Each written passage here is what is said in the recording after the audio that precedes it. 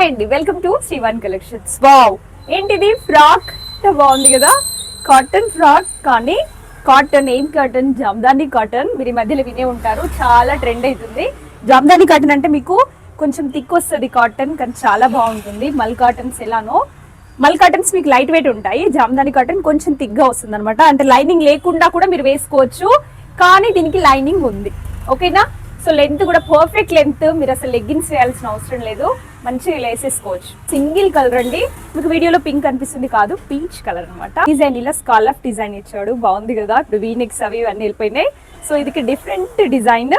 And top లో మీకు మొత్తం సెల్ఫ్ డిజైన్ వచ్చిందండి, ఎంబ్రాయిడరీ అవి ఇదివరకు చేసాం కదా, ఇప్పుడైతే సెల్ఫ్ డిజైన్ ఇచ్చాడు.